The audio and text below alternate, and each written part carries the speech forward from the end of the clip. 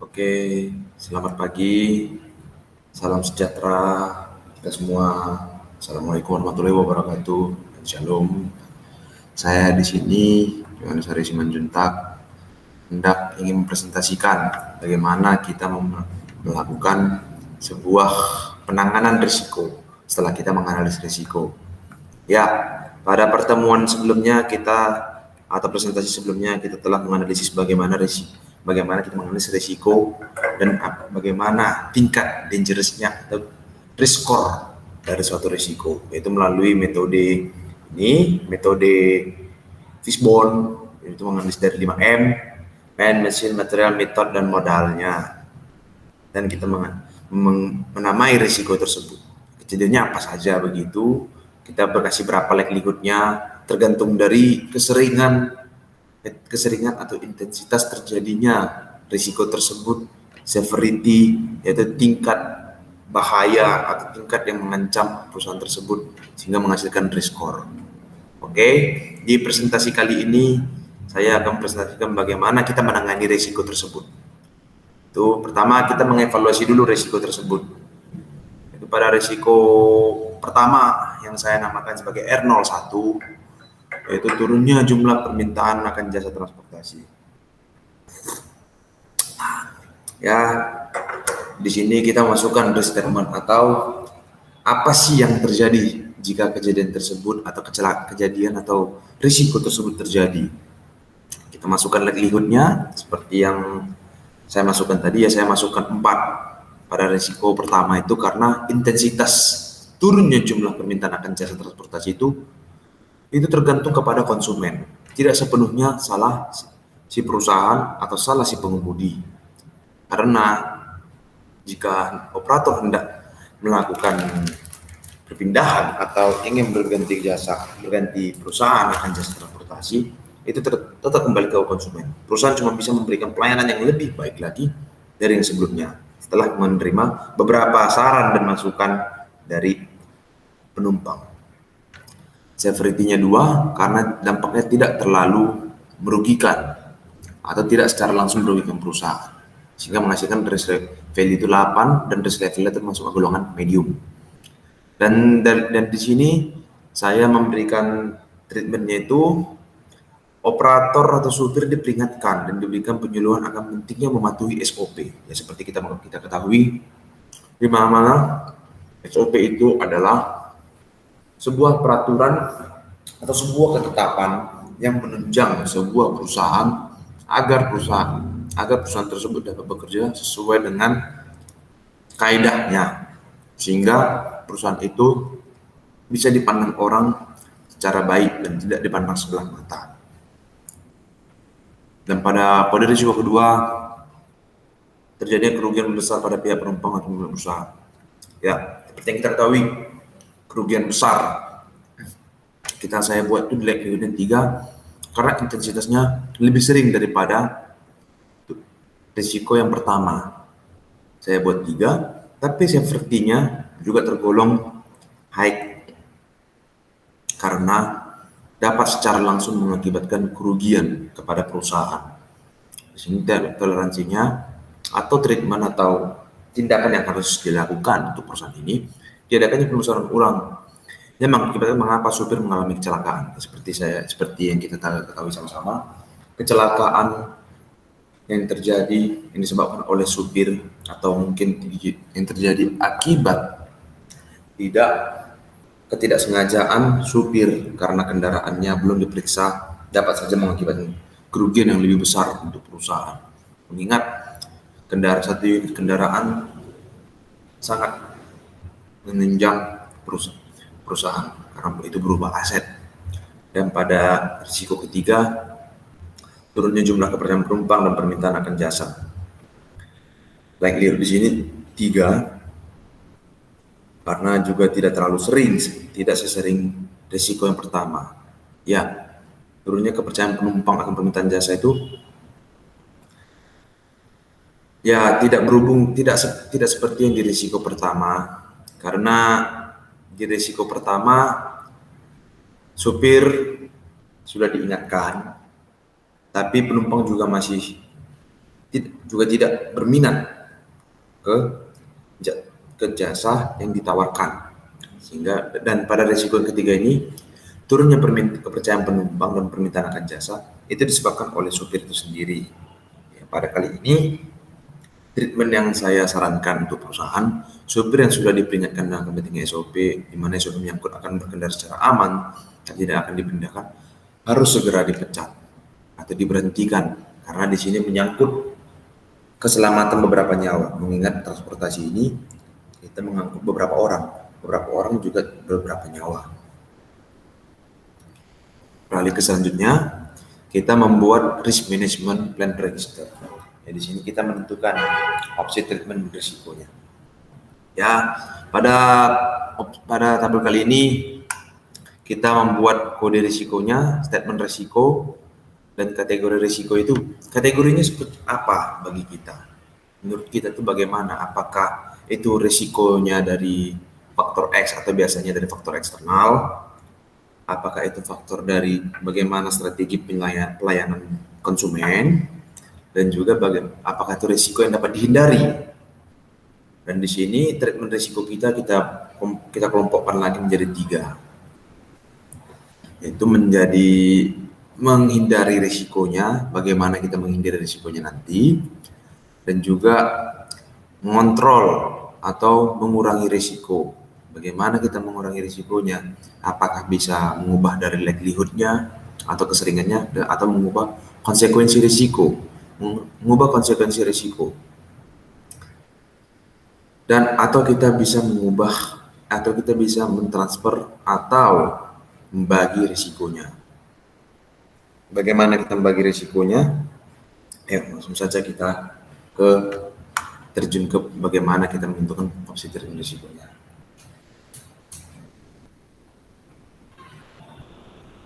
Oke, pada risiko pertama, turunnya jumlah permintaan akan jasa transportasi.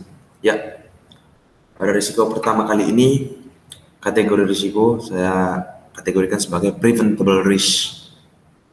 Bisa juga sebagai external risk, cuman di sini kita bisa menghindarkan bagaimana sih penumpang itu tidak jadi beralih ke perusahaan lain untuk jasa transportasi. Di sini opsinya saya buat pada avoiding, ya pihak administrasi dan juga pihak supir akan mencoba untuk lebih memberikan kesan melayani. Jadi ibaratnya penumpang itu merasa lebih terlayani dan merasa lebih teryakini bahwa perusahaan ini akan memberikan jasa layanan transportasi yang aman dan memuaskan untuk si penumpang. Dan pihak direksi juga akan coba lebih meyakinkan para supir untuk lebih ramah dalam berkendara dan berbicara kepada pengendara. Pada kontrol risk-nya itu pada change likelihood-nya, saya membuat saya menyarankan pada change likelihood-nya itu direksi memberikan penyuluhan bagaimana melayani penumpang berdasarkan gaya dan adat istiadat atau kebiasaan di daerah di mana perusahaan itu ada. Jadi ibaratnya ya kita membuat bagaimanapun juga karena kita buat bagaimanapun juga pelayanan seperti perusahaan besar, kalau tentunya tidak cocok untuk ada istiadat atau kebiasaan di daerah perusahaan itu ada, penumpang juga mungkin kurang serak hatinya. Ya, pada change consequences itu pihak direksi mengevaluasi kinerja supir dan pegawai admin dalam meyakinkan penumpang. Dan pada share of transfer risk, direksi sendirilah yang mempraktikkan bagaimana sih kita melayani penumpang. Jadi dari kita bicara kepada penumpang, daripada kita bagaimana kita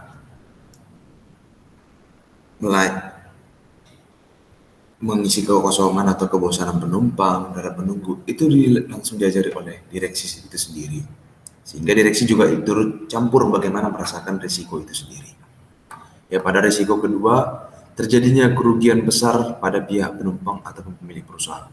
Ini bisa jadi oleh external risk, karena ini bisa terjadi karena kendaraan yang mungkin kurang diperhatikan oleh direksi maupun supir. Karena di sini kita mengingat supir harus mengerti dalam bagaimana sih penyakit kendaraan itu dan bagaimana menanganinya.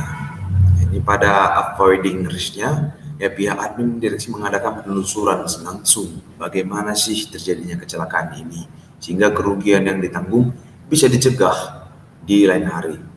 Dan pada reducing risk-nya, change likelihood-nya itu saya menyarankan direksi dan admin bersama melihat bagaimana kerusakan kendaraan dan berkirakan berapa sih kerugian yang ditanggung dan bagaimana kecelakaan terjadi sehingga bisa dihindari. Dan pada change consequences-nya, jika kedapatan supir melanggar peraturan secara mendalam sehingga mengakibatkan kecelakaan, maka supir akan dipecat dan diganti supir yang baru sesegera mungkin. Dan pada share transfer risk-nya, yaitu direksi langsung memecat supir di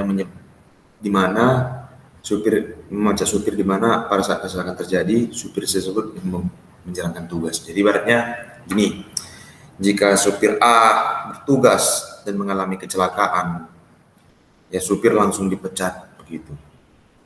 Nah, pada saat terjadi kecelakaan, para konsumen lain pasti berpikir kecelakaan terjadi oleh si supir tersebut. Langsung menyalahkan pihak direksinya. Dan pada risiko ketiga itu turunnya kepercayaan penumpang dan permintaan akan jasa. Ini juga adalah preventable risk. Pada avoiding atau substitution risk-nya, petugas admin mencoba lebih meyakinkan bahwa perjalanan akan baik-baik saja dan direksi lebih menegaskan kepada supir agar menjalankan SOP. Seperti yang saya katakan tadi, SOP, agar penumpang lebih yakin terhadap perusahaan yang memberikan jasa transportasi ini. Ya, pada reducing risk-nya, di change likelihood-nya, saya menyarankan pihak admin memberikan berbagai testimoni yang baik dan tersedia, sehingga penumpang merasa yakin bahwa perusahaan ini adalah perusahaan yang bisa bersaing dengan perusahaan-perusahaan lain dan tidak perlu beralih ke perusahaan lain akan transportasi jasa. Nah, pada change consequences-nya, pihak direksi langsung menghukum supir yang membuat penumpang resah. Yang membuat resah itu seperti supir berkendara ugal-ugalan dan selebihnya. Dan pada saat transfer risk-nya, pihak direksi memberikan jawaban akan berbagai kerisauan yang dihadapi oleh calon penumpang. Jadi pihak direksi sendirilah yang terjun untuk menenangkan penumpang yang akan berangkat. Dan setelah melakukan register risk and plan-nya, kita mencoba melakukan assessment opsi treatment risiko. Oke. Di sini pada studi case saya, treatment cost saya yang risiko pertama itu saya memperkirakan tidak membutuhkan cost atau ongkos atau biaya apapun dalam men-treat atau memperlakukan bagaimana membuat tindakan bagaimana sih risiko itu harus dihindarkan. Tidak perlu biaya, tapi treatment benefitnya itu ya di sini sama seperti yang tadi itu. Pada treatment benefit ini bagaimana sih kita memasukkan atau apa sih tindakan yang cocok dari setiap opsi-opsi yang telah kita buat tadi. Dan pada studi case saya di sini saya memilih control radius karena supir dan admin tidak bisa dinilai secara mendalam karena evaluasi direksi harus keliling dan secara berkala. Jadi ibaratnya masih tergolong gampang untuk dilakukan, sehingga ini control risk adalah tindakan pertama atau tindakan prioritas yang mungkin dapat dilakukan oleh perusahaan untuk menghindari turunnya permintaan akan jasa transportasi di perusahaan tersebut. Dan kedua, terjadinya kerugian besar di mana itu adalah external risk. Tetap untuk kegiatan ini kita tidak butuh treatment cost, yaitu di mana kita perlu menyelidiki bagaimana terjadinya kecelakaan yang mengakibatkan kerugian besar. Ya, pada studi case kali ini saya memprioritaskan share or transfer risk, dan control risk. Itu pada share transfer risk kita ini akan menjadi, maaf saya salah ucap ya, avoiding atau substitution risk itu menjadi prioritas utama, karena di sini kita harus mengadakan bagaimana terjadinya kecelakaan tersebut dan kerugian apa saja, karena di mana-mana pada saat terjadi kecelakaan perusahaan juga harus memperkirakan apa saja kerugian yang harus ditanggung dan berapa sih kerugian tersebut. Jadi ini menjadi, sehingga avoiding the substitution risk ini menjadi prioritas utama. Dan pada risiko yang ketiga yaitu turunnya kepercayaan penumpang yang merupakan preventable risk, juga tidak membutuhkan ongkos ataupun biaya dan pelaksanaannya. Dan pada risiko kali ini transfer risk menjadi prioritas pertama, karena dengan adanya jawaban dari direksi sendiri, keyakinan penumpang itu bertambah drastis seperti yang kita rasakan sendiri. Bagaimana jika pemilik perusahaan meyakini produknya tersebut atau jasanya tersebut, pasti penumpang merasa yakin karena si pemilik itu sudah menjadi testimoni pertamanya. Setelah kita melaksanakan opsional ini, kita lanjut lagi kepada asesmen risk treatment plan atau mitigation plan. Itu bagaimana kita, apa sih setelah kita melakukan asesmen opsi treatment itu, kita melakukan bagaimana laporan terhadap treatment plan tersebut.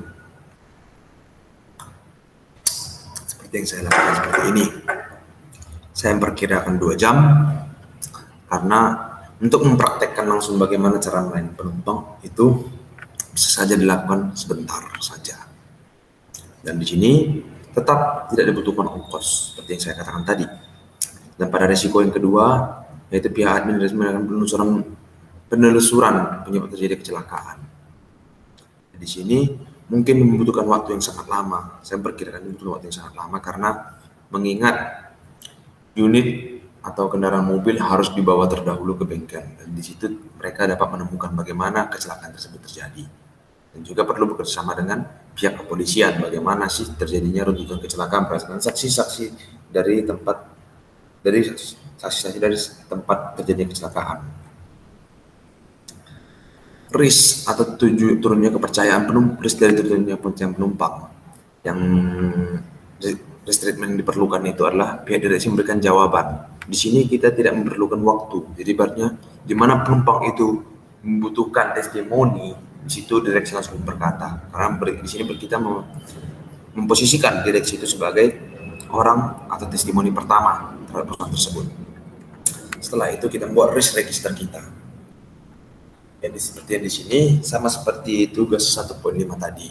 Itu kita bagaimana membuat treatment atau pencegahan terhadap risiko tersebut berdasarkan risk value dan medium risknya. Risk treatment ini dibuat berdasarkan asesmen yang tadi itu. Sekian dari saya. Terima kasih atas waktu yang diberikan.